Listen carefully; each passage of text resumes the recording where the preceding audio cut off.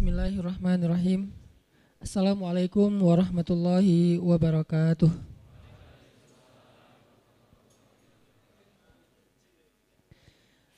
Alhamdulillahirabbil alamin, nahmaduhu wa nasta'inuhu wa nastaghfiruh wa na'udzu billahi min syururi anfusina wa sayyiati a'malina. Asyhadu an la ilaha illallah wahdahu la syarikalah wa asyhadu anna Muhammadan abduhu wa rasuluhu la nabiyya ba'dah. Allahumma salli wa sallim wa barik ala sayyidina wa habibina wa maulana Muhammadin wa ala alihi wa sahbihi wa man tabi'ahu ila yaumiddin. Teman-teman yang dirahmati Allah Subhanahu wa taala, kullu am wa antum bi khair. Semoga sepanjang tahun kita berada dalam kebaikan. Taqabbalallahu minkum sholihal a'mal. Semoga Allah menerima amal-amal teman-teman semuanya sepanjang bulan Ramadan kemarin. Pada malam ini kita mengawali kembali kajian sharing Rabu malam kita yang kita sedang coba untuk buat live streamingnya di beberapa kota, ada nobarnya. Ini adalah trial kita buat bikin kegiatan kelanjutan dari ngabuburit Ramadan nanti setelah lebaran ini. Cuman bentuknya insya Allah nanti akan kita bikin dalam bentuk semacam telekonferensi. Jadi kita akan bikin semacam konser pemuda seperti ngabuburit dan kita tambahkan beberapa program atau proyek-proyek sosial melibatkan beberapa komunitas-komunitas anak muda dan kita lakukan serentak di beberapa kota di Indonesia, live streaming dan bentuknya interaktif seperti telekonferensi. Dan malam ini kita sedang mencoba men-trial membangun sistem untuk itu. Dan kalau ada di antara teman-teman yang lebih paham tentang konsep atau sistem telekonferensi kayak gini, yang mirip-mirip kayak Tomorrowland, nanti silahkan bisa sama-sama kita sharing, kita bikin sistem konser pemuda yang kontennya adalah kegiatan sosial, kreativitas, dan jadi panggung hobi-hobi anak muda di seluruh Indonesia. Sehingga nanti kita bisa sama-sama di seluruh Indonesia secara serentak mengadakan kayak muhasabah serentak, kemudian ada ceramah di beberapa kota, masing-masing ada ustadznya, ada DJ-nya. Misalnya di kota mana nanti ada Ustadz Adi Hidayat, di kota mana ada Ustadz, kalau nanti bisa komunikasi dengan Ustadz Abdul Somad, di kota yang lain ada Ustadz Felix, di kota yang lain nanti ada saya, tapi serentak. Dan pas muhasabahnya jadi satu. Misalnya kalau ceramahnya dari siang sampai malam, jadwalnya berbeda, habis zuhur siapa, habis asar siapa, yang lain juga pada nonton secara live streaming. Pas muhasabah semuanya jadi telekonferensi merujuk ke kegiatan kita. Insyaallah ini sedang kita trial, doain aja mudah-mudahan proyek konser pemuda ini berhasil. Seperti ngabuburit, cuman nanti ada tambahan sosial proyeknya supaya lebih bermanfaat. Karena buat kita revolusi mental itu bukan hanya sebuah narasi, tapi kita mencoba untuk membangun mental kita sebagai anak muda lewat activity, bukan lewat narasi aja. Mudah-mudahan dengan aktiviti-aktiviti yang berdasarkan hobi, akhirnya kita bisa menjadi orang yang khairun nas anfa'uhum linnas. Karena menjadi khairun nas anfa'uhum linnas itu jangan hanya kita terjemahin dari angle sedekah doang. Jadi terkesannya khairun nas anfa'uhum linnas itu harus jadi orang kaya dulu baru jadi anfa, jadi orang yang bermanfaat. Padahal semua orang itu punya potensi untuk jadi anfa'uhum linnas, menjadi orang yang paling banyak ngasih manfaat buat orang lain. Bukan hanya dengan kekayaan, harta atau materi, bisa dengan potensi bakatnya, bisa dengan hobinya, bisa dengan kreativitasnya, bisa dengan apapun. Dan kita mencoba untuk mengkoreografikan semua itu menjadi sebuah orkestra kreativitas anak muda di seluruh Indonesia, menjadi seorang anak muda muslim yang kata Nabi khairun nas anfa'uhum linnas. Karena itu adalah gen kita. Gen muslim sejak kita mengatakan asyhadu alla ilaha illallah itu harusnya menjadi anfa'uhum linnas. Jadi kalau kita mengaku sebagai muslim tapi belum menjadi anfa'uhum linnas, belum banyak menebar kebaikan dan kebermanfaatan buat orang lain, kita seperti mengabaikan gen yang telah Allah tumbuhkan di dalam darah kita sebagai seorang muslim. Yaitu kuntum khaira ummatin ukhrijat linnas. Jadi kalau kata Nabi, sebaik-baik manusia adalah yang paling bermanfaat. Kalau kata Allah, kalian adalah sebaik-baik manusia. Kalau digabung antara ayat dan hadis ini berarti harusnya seorang muslim menjadi yang paling banyak ngasih manfaat buat orang lain. Baik sesama muslim, bahkan kepada saudara kita yang non muslim. Baru kita menjadi muslim sejati insya Allah. Dan itu kita coba bikin ala kita sebagai anak muda.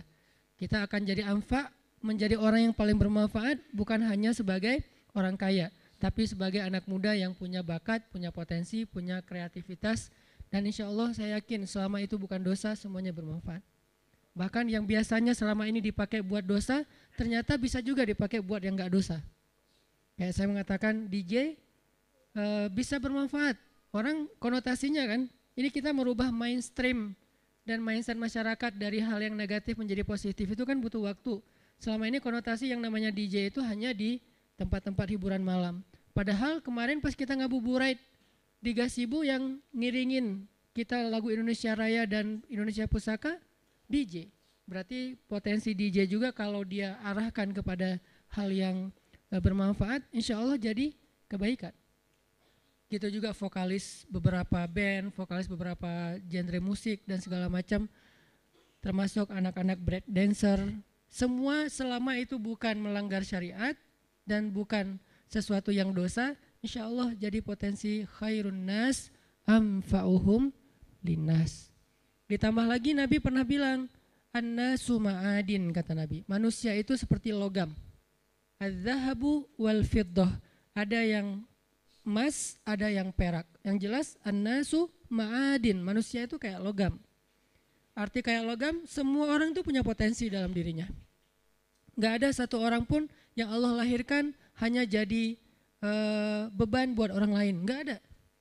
Selemah apapun dia, Allah kasih dia potensi. Semua orang punya potensi. An-nasu ma'adin. Nabi gak bilang al-mu'min ma'adin, al-muslim ma'adin, tapi an-nas. Mau dia muslim, mau dia non-muslim, semuanya ma'adin, semuanya logam. Dalam dirinya ada az-zahabu wal fiddah. Ada unsur emas dan perak. Khiyaruhum fil jahiliyah, khiyaruhum fil Islam. Sebaik-baik mereka sebelum sadar, saya enggak suka mengistilahkan ini dengan istilah aslinya, takut salah paham. Sebaik-baik mereka sebelum sadar adalah sebaik-baik mereka setelah sadar. Sebaik-baik mereka sebelum hijrah adalah sebaik-baik mereka setelah hijrah. Sebaik-baik mereka sebelum taubat masih baong adalah sebaik-baik mereka setelah taubat dan udah menjadi orang yang lebih dekat sama Allah. Kalau apa? Kalau mereka memahaminya. Kalau mereka memahami potensi itu. Dan insya Allah ini yang akan kita sama-sama dedikasikan untuk Allah, untuk Islam, untuk kemanusiaan, yang pastinya untuk negara yang kita cintai adalah menjadi anfa, manusia, anak muda yang paling bermanfaat, tapi lewat potensi dan bakat yang Allah sudah anugerahkan kepada kita masing-masing. Panggungnya konser pemuda. Yang insya Allah sekali kita adakan, ini insya Allah akan jadi sunnah hasanah, teladan yang baik yang akan ditiru di seluruh Indonesia. Dan nanti pas tanggal 10 November, nanti akan ada momen Agustusan, akan ada momen Sumpah Pemuda di Oktober, akan ada momen Hari Pahlawan 10 November. Kita akan adakan kegiatan yang insya Allah jadi kejutan juga buat Indonesia dari semangat anak-anak muda di seluruh Indonesia insya Allah. Doain aja dan ayo kita bareng-bareng kalau ada potensi coba sharing kepada teman-teman di Pemuda Hijrah, di Al-Latif. Siapa tahu potensi-potensi teman-teman yang selama ini kita belum tahu ternyata keren banget. Justru itu yang dibutuhkan bangsa ini. Jadi kita pengen merevolusi mental masyarakat kita. Bukan dengan narasi, bukan dengan teori, bukan dengan komen, bukan dengan debat di sosial media, tapi dengan activity insya Allah. Dan saya nggak mampu melakukan ini sendiri, pastinya butuh tim, makin besar proyeknya, makin besar tim yang dibutuhin, yuk kita bareng-bareng. Oke teman-teman, malam ini kita akan memulai kajian Rabu malam kita dengan mengulang kembali materi yang pernah kita sampaikan beberapa tahun yang lalu tentang tajdidun niyah, memperbaharui niat. Kita akan bahas tentang min ajaibil ikhlas, di antara keajaiban-keajaiban ikhlas. Apa pentingnya niat dalam kehidupan kita, bukan hanya dalam sholat dan ritual, tapi dalam kehidupan kita. Terus bagaimana ikhlas itu bisa merubah sesuatu yang sedang kita alami, baik itu musibah ataupun itu anugerah. Kemudian bagaimana cara kita menjadi seseorang yang mukhlis, sampai ke derajat tertinggi dari mukhlis itu adalah mukhlas. Jadi ada mukhlis, ada mukhlas. Orang mukhlis adalah orang yang sedang belajar menjadi ikhlas. Orang mukhlas, orang yang udah ikhlas banget. Jadi orang yang mukhlas itu gak ada bedanya antara dipuji sama dicela. Itu mukhlasin. Ketika dia posting sesuatu, likersnya banyak atau malah hatersnya banyak, buat dia gak ngaruh. Itu mukhlasin. Gak gara-gara dia yang nge-like dan komen positifnya disanjung banyak, jadi dia semangat. Terus giliran di hate sama orang lain, dicela sama orang lain, dia jadi kayak pundung gitu. Ini berarti sedang belajar mukhlis. Orang mukhlas nggak ada bedanya bagi dia antara emas dan batu. Sama di mata dia antara emas dan batu. Orang mukhlas sama di mata dia antara pujian dan celaan. Orang mukhlas sama di mata dia antara orang yang membalas kebaikannya atau justru mengkhianati kebaikannya. Dia tetap menolong orang tersebut. Ini mukhlasin, derajat tertinggi dari mukhlisin. Sehingga para anbiya kayak Nabi Yusuf, Nabi Musa, Allah menyebutnya mereka adalah mukhlasin. Wadhkur fil kitabi Musa innahu kana mukhlasan wa kana rasulan nabiyya, salah satunya. Coba kalian ingat kisah tentang Musa. Musa adalah seorang hamba yang mukhlasan, mukhlas banget, yang udah gak ada bedanya dipuji orang, dicela orang, diikuti orang, ditinggalkan orang, buat dia gak beda. Dia tetap berbuat baik, dia tetap taat kepada Allah. Gak ada bedanya ketika dia berhijrah, kemudian hijrahnya ini menguntungkan atau hijrahnya ini menjadi ujian. Dia tetap berhijrah karena dia tahu hijrah itu baik. Dia tetap jujur karena jujur itu baik. Gak ada bedanya ketika dia jujur menguntungkan atau jujur malah jadi ujian. Saya gak bilang merugikan ya, karena jujur gak mungkin rugi, taat gak mungkin rugi, taubat dan hijrah gak mungkin rugi, cuman ujian. Buat dia kalau tahu itu baik ya dia lakukan. Mau untung, mau jadi ujian, ya buat dia pokoknya lakuin aja. Ketika dia misalnya dalam sebuah transaksi gitu, dia jual beli mobil.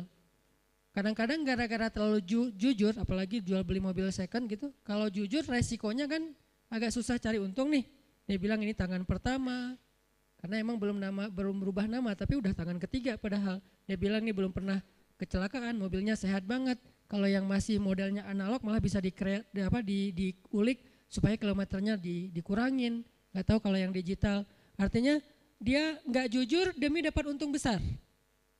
Nanti untuk less guilty dia akan bantu anak yatim, panti asuhan, bikin tasyakur bin ni'mah di rumah kayak gitu kan. Ini proyek kecil, apalagi proyek besar. Ketika dia udah main dalam sebuah event, udah main dalam sebuah proyek-proyek pemerintah yang angkanya udah MM-an, dia susah untuk jujur. Lalu setelah dia gak jujur dapat untung supaya sedikit less guilty-nya, dia bantu pesantren, panti asuhan, bangun masjid atau tasyakuran di rumah, ngundang anak yatim. Nah sekarang kita coba kembalikan lagi, bukan itu yang disebut orang soleh. Orang soleh itu adalah ketika dia taat kepada Allah dalam keadaan sarra au darra, dalam keadaan senang atau dalam keadaan susah, dan itulah mukhlasin. Alladzina yunfikuna fis sarra'i wad dharra. Orang yang tetap membantu orang lain. Yunfik itu kan bukan hanya ngeluarin duit ya, tapi inti dari yunfik atau infak itu adalah ngebantu orang. Kalau kita ngeluarin duit tapi nggak membantu orang, itu namanya juga yunfik, tapi yunfik untuk dirinya. Karena infak dalam bahasa Arab itu mengeluarkan harta. Cuman identiknya mengeluarkan harta di sini artinya bantu orang lain. Dia tetap bantu orang lain, fis-sarra au dharra. Fis-sarra ketika dia lapang rezekinya, au dharra ketika dia juga lagi terlilit hutang. dia juga lagi susah, dia juga belum makan tapi ngasih makan orang lain, ini ringan. Yang berat itu adalah ketika ujiannya perasaan. Dia tetap bantu orang itu walaupun orang itu mungkin melupakan kebaikan dia. Dia tetap bantu orang itu walaupun orang itu adalah pernah nge-unfollow dia. Dia bantu orang itu walaupun orang itu ngeblok dia. Yang lebih berat lagi, dia bantu orang itu walaupun orang itu pernah mutusin dia. Dan saya juga belum kalau itu. Masih mukhlisin, belum mukhlasin. Mukhlisin lagi belajar ikhlas, belum benar-benar jadi orang yang ikhlas. Bisa enggak kita ngelakuin satu kebaikan tanpa lagi membedakan antara efek dari kebaikan itu nguntungin atau justru menjadi ujian. Nah ini kalau udah enggak ngaruh lagi efek itu, insya Allah kita udah menjadi hamba yang mukhlason. Kalau yang mukhlason, maka setan udah enggak bisa lagi nggodain kita. Karena ketika setan berakad dengan Allah setelah Allah memarahinya gara-gara gak mau sujud kepada Adam, kemudian kata setan, akan saya goda hamba-hambamu selama saya masih ada di dunia kecuali hambamu yang mukhlason. Itu gak bisa digoda sama setan. Kenapa? Mau goda pakai apa? Udah gak ada bedanya di dia antara nikmat dunia dengan ujian dunia. Dia cuma tahu ini taat, ini baik, ini halal, dia kerjakan. Mau itu untung, mau itu jadi ngerugiin dia dalam tanda petik, mau itu malah buat orang meninggalkan dia lakukan dengan akhlak yang tetap santun. Ini yang kita belajar dari menjadi seorang hamba yang ikhlas, menjadi seorang hamba yang mukhlas, sampai akhirnya kita lebih mudah melakukan kebaikan. Kayak misalnya kan ujian buat kita tuh kadang di keluarga aja. Ada anak yang bilang, Ustadz, memang masih pantas saya berbakti sama ayah yang dulu pernah ... ninggalin saya, gak nafkahin saya, zalim sama saya, pernah nyakitin fisik saya, dan segala macam. Kan ada pertanyaan gitu kan kita sebagai anak. Padahal gak usah nanya gitu juga, yang namanya orang tua pasti berjasa dalam hidup kita. Dan sepanjang hidup kita berbakti kepada mereka, itu belum bisa ngebayar satu aja pengorbanan mereka untuk kita. Sama kayak seorang istri kepada suami, begitu juga anak kepada orang tua, tanpa bertanya gitu, apalagi sampai nanya. Kalau sampai misalnya kita berpikir, ayah saya pernah zalim sama saya, ibu saya pernah zalim sama saya dengan berbagai macam kasus, maka jawabannya kalau dari angle konten kita malam ini, mau jadi orang yang mukhlas atau mau jadi orang yang pamrih. Kalau mau jadi orang yang mukhlas, gak ada bedanya, asalkan itu adalah berbakti kepada orang tua. Apapun orang tuanya, mau orang tuanya baik atau menurut dia gak baik, yang namanya Allah suruh berbakti ya saya berbakti. Orang saya kan ngelakuinnya karena Allah, berakadnya kepada Allah bukan kepada makhluk. Itu kan inti dari ikhlas, berakad dengan Allah bukan berakad dengan makhluk. Kalau berakad dengan Allah maksudnya apa? Berarti kita minta rewardnya dari Allah, minta apresiasinya dari Allah, minta kebaikannya dari Allah bukan dari makhluk. Yang kita harapin like dari Allah, yang kita harapin di-repost oleh Allah.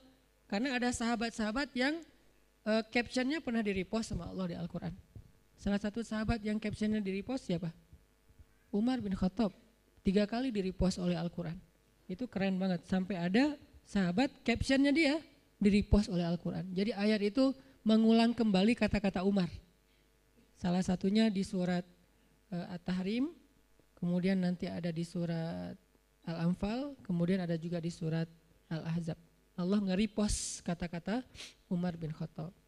Ini menunjukkan bahwa ikhlas banget, yang diharapin adalah reward dari Allah, apresiasi dari Allah, anugerah dari Allah, hadiah dari Allah, kebaikan dari Allah. Ustadz, kalau misalnya gak berharap apa-apa bahkan dari Allah, itu bukan ikhlas. Karena makna ikhlas itu bukan tidak berharap apa-apa.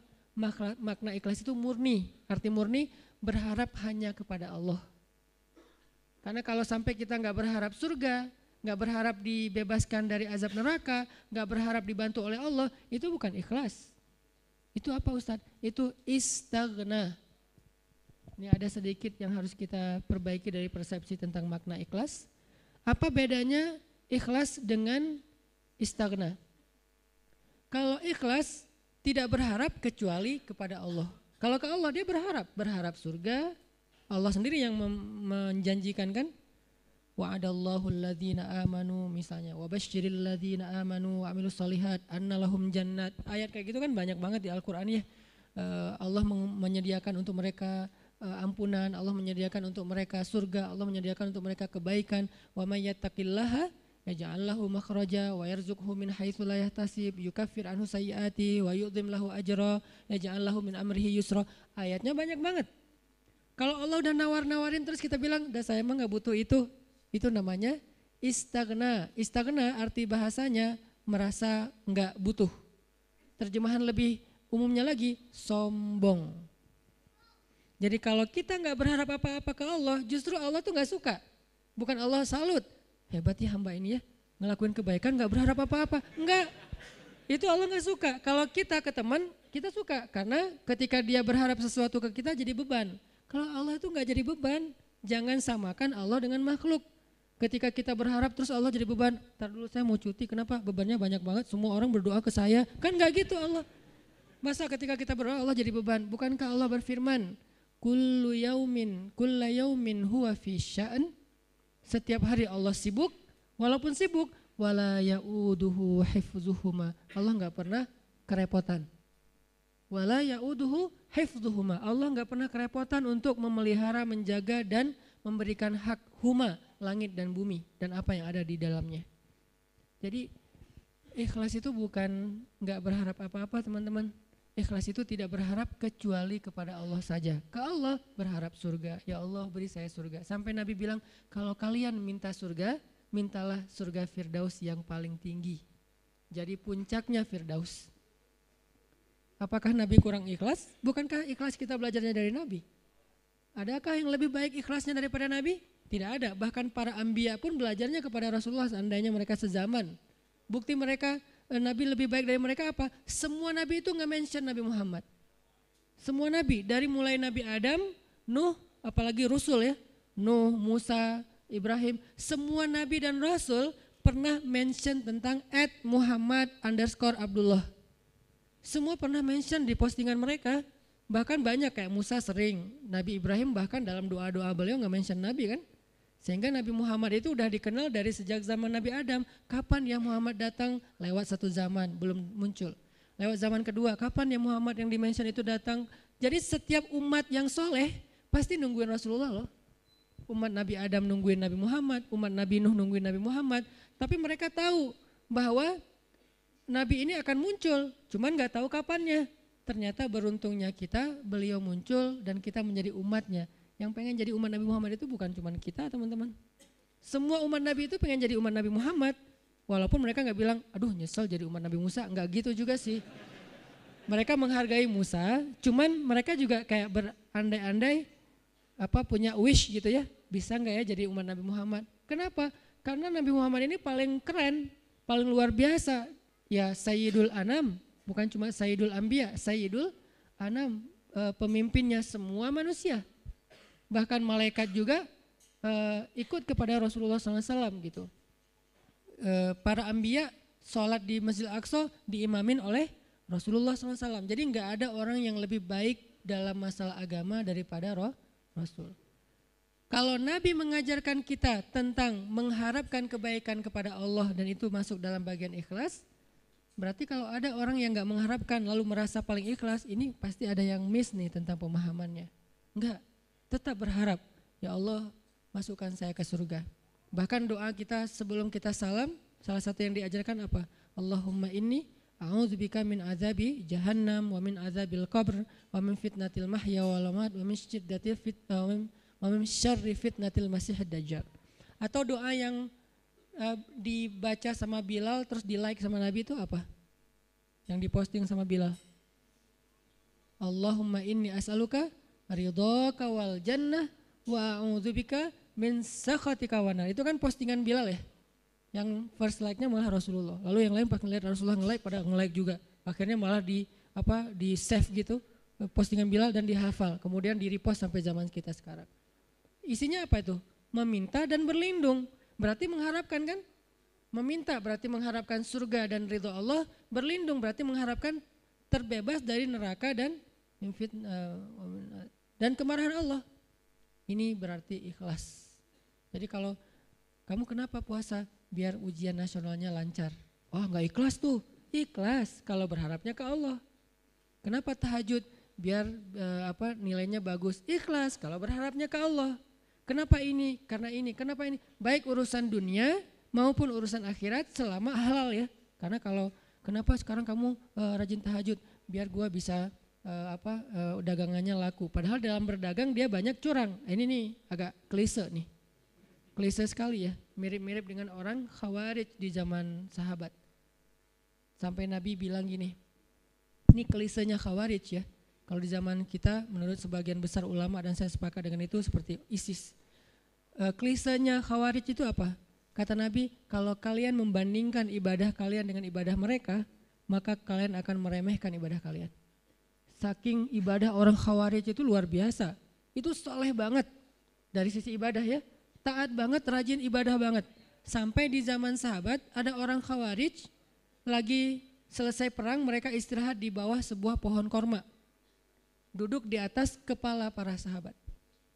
Jadi ada sahabat yang dipenggal kepalanya, mereka duduk di atas kepala sahabat yang habis dipenggal, istirahat, tiba-tiba jatuh buah kurma. Pas buah kurma jatuh, temannya ngambil.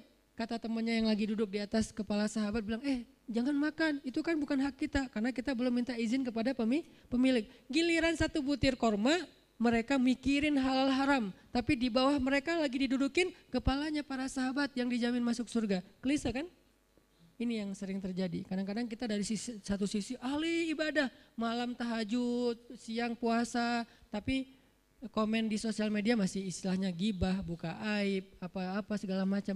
Ini berarti kita kayak agak sedikit aneh gitu kesolehannya. Nah, termasuk orang yang pengen jadi orang baik tapi nggak mengharapkan apa-apa. Sampai ada syair dan saya agak kurang setuju dengan syair ini. Mengatakan, ya Allah kalau saya berbuat baik karena pengen surga, tutuplah pintu surga itu dari saya. Gitu kan ya.